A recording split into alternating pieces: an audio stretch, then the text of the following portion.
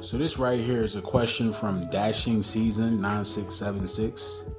So he says, what does Leviticus 15 and 11 mean when talking and whoever have the issue? What issue is he talking about? The issue is talking about some sort of bodily discharge or bodily disease. So let's just get into it to answer the brother's question.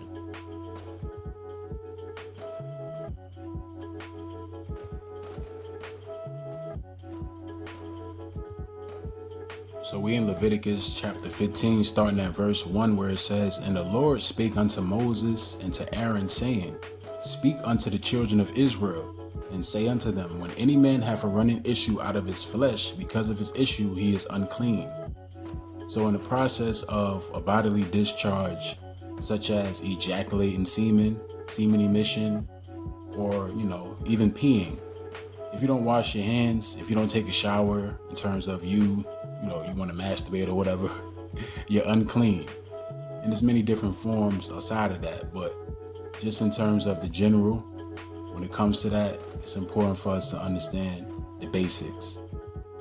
But just as an aside, when women, they have their bodily discharge, especially during the process of 7 days, obviously we must separate from them. But in the context of where we're at in captivity, we got to be meticulous with it, because we understand that if you got a woman that you're staying with, obviously, you don't want to separate from her in terms of putting her away, but you do what you need to do in the context of where you're at. And that's what over righteousness is about, in terms of if you're so hell bent on just covering all bases of it, you can't do that because you're in captivity. So you don't want to be too over righteous. You just got to be meticulous with it. Leviticus chapter 20 and verse 7. Sanctify yourselves therefore and be ye holy, for I am the Lord your power. Verse 8. And ye shall keep my statutes and do them. I am the Lord which sanctify you. So the Most High, he emphasizes separation. He is a separatist. That's why he set us up to be holy, to be separate from other people, separate from other nations. And just going down to verse 26. And ye shall be holy unto me, for I, the Lord, am holy, and have severed you from other people, separated you from other people, that ye should be mine. The Most High is a separatist.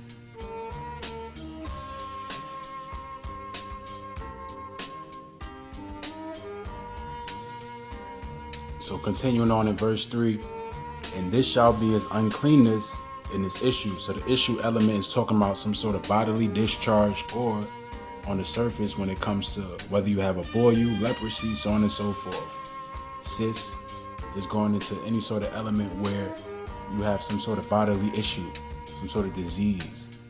Whether his flesh run with his issue or his flesh be stopped from his issue, it is his uncleanness. Every bed whereon he lieth, that hath the issue is unclean, and everything whereon he sitteth shall be unclean. And whosoever touches his bed shall wash his clothes and bathe himself in water, and be unclean until the even. And he that sitteth on anything whereon he sat that hath the issue shall wash his clothes and bathe himself in water, and be unclean until the even. And he that toucheth the flesh of him that hath the issue shall wash his clothes and bathe himself in water, and be unclean until the even. And if he that hath the issue spit upon him that is clean, then he shall wash his clothes and bathe himself in water, and be unclean until the even. So there's necessary steps in terms of what you must do to get out of that uncleanness. And, obviously you wait until the evening. In regards to the understanding of how it was in the ancient times. But, this is still relevant in these times as well. It's just that we must do it within the context of this captivity. And it's simple. And what saddle soever he rideth upon that hath the issue shall be unclean. And whosoever toucheth anything that was under him shall be unclean until the evening. And he that beareth any of those things shall wash his clothes and bathe himself in water, and be unclean until the evening. So it's important for us to take the necessary steps in terms of bathing, just when it comes to something simple as a bodily discharge, whether you piss on yourself or something like that, or you're horny for a woman and You have that element of pre-cum, quote unquote, so on and so forth. These things go into uncleanness, especially if you don't do anything about it. It's important for you to bathe yourself, and in a context of you, getting a boil and whatnot, you got to take the necessary steps to take care of that. So it's important to understand just where we're at. We must follow these things in a meticulous fashion.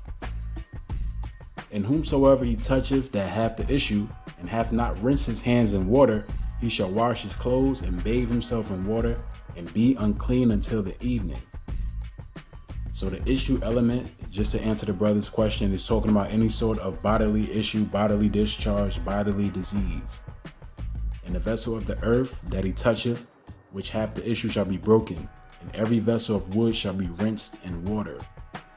And the aspect as well, just talking about spiritual elements, spiritual diseases, those fall into issues as well when it comes to spiritual uncleanness. And then when you scroll down to verse 19, it's going into the aspect of the woman, which we understand, something simple.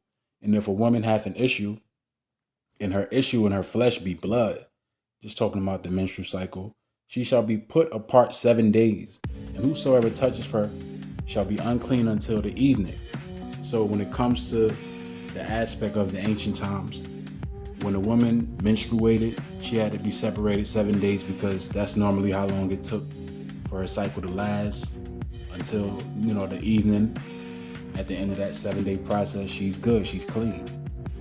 But, if you're around her, if you have sex with her or something like that, then obviously you're unclean. So just, the basic aspect of the emphasis on separation.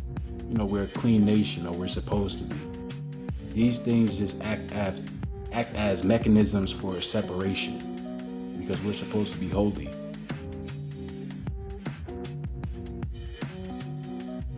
Numbers chapter 5 and verse 1. And the Lord spake unto Moses, saying, verse 2, command the children of Israel that they put out of the camp every leper, and everyone that hath an issue, and whosoever is defiled by the dead. So when it talks about the leper, obviously it's going into skin diseases, whether it be of leprosy or a general skin disease. And the issue is based in the bodily discharge, or the bodily issue in terms of the surface. And also the understanding of being defiled by the dead, going into the unclean spirit, the aspect of man where he gets contaminated by certain ideologies that's contrary to the Most High. The Most High does not dwell in uncleanness. And it's not just, carnal, it's not just physical. It's also the element where certain people, they uphold these ideologies that's contrary to the Heavenly Father. And that's known as unclean spirits. You can contaminate someone with that type of nonsense in regards to those ideologies, homosexuality, transgenderism, all these different agendas. Those are unclean. Verse 3, both male and female shall ye put out. Without the camp shall ye put them, that they defile not their camps in the midst whereof I dwell. The Most High does not dwell in uncleanness. That's why people say cleanliness is next to godliness. In every aspect, whether it be spiritual or physical.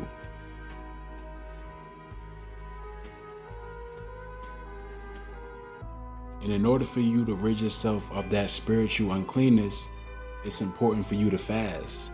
Fasting acts as a solution to spiritual defilement, spiritual uncleanness. So it's important to fast. When it comes to you getting caught up in too much porn, sexual depravity, any sort of spiritual uncleanness, just when it comes to self-destruction, it's important for you to fast so, you can rid yourselves of those demons. But, we're in the Strong's H2100, and this is the word zub. This goes back to what we saw in Leviticus chapter 15, going into the word issue. It goes back to the Hebrew term zub. And this is just going into the understanding of what that word means in terms of what issue it's talking about. A primitive root to flow freely as water, i.e. specifically to have a sexual flux, so going into the bodily discharge aspect. Figuratively, to waste away, also to overflow, flow, gush out. Also going into the aspect where you may have some sort of boil and you pop it. You know, you have a running issue, pine away, run. Strong 2100. To flow, gush, issue, discharge. To flow, gush, to die, pine away. So also going into where it talks about, you know, where the flesh stops, it's also uncleanness. So when you die, obviously, you're unclean. It's a flow of issue from women, going into the understanding of the menstruation cycle, flowing.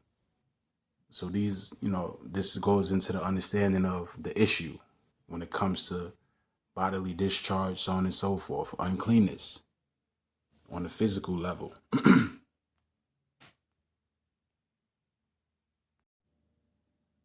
Now this right here goes back to Numbers 5 and 2, just going into the understanding of that term dead or defiled by the dead.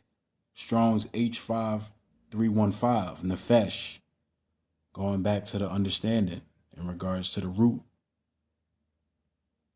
And this goes back to H5314, which represents, you know, refreshment or resting, as well as the understanding of the living soul.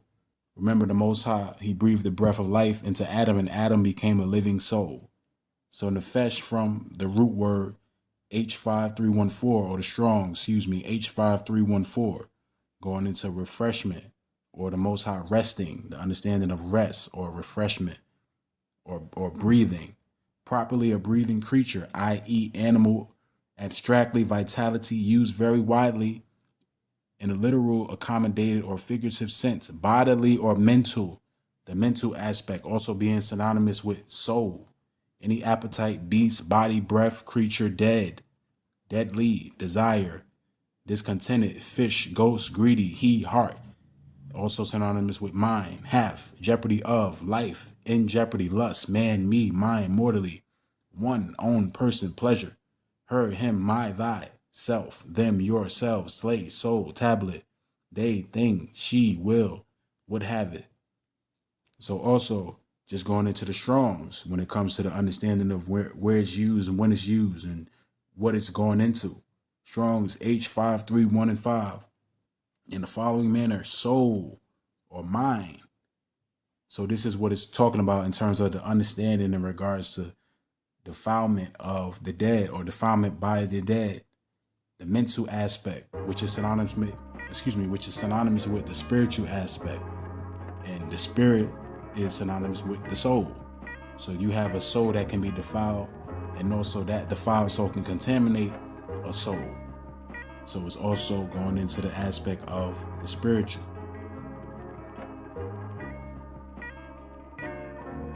So just to go further into my point in regards to Numbers 5 and 2, where it talks about being defiled by the dead, that term dead there is synonymous with soul or mind in regards to what leads to destruction, the ideologies, and that represents the spiritual element. You know, the soul is defiled by those type of ideologies. So being defiled by the dead represents the contamination. But he is in one mind, going to Job 23 and 13, but he is in one mind, going back to the Strongs, which is also synonymous with soul, H5315. And who can turn him? And what is his soul desireth? Even that he doeth. Jeremiah 15 and 1. Then said the Lord unto me, though Moses and Samuel stood before me, yet my mind could not be toward this people, meaning my spirit, my soul. Cast them out of my sight and let them go forth. So just wanted to add some more emphasis on what this is talking about in terms of being defiled by the dead. It's talking about the contamination coming from someone's mind or soul in regards to their soul being defiled.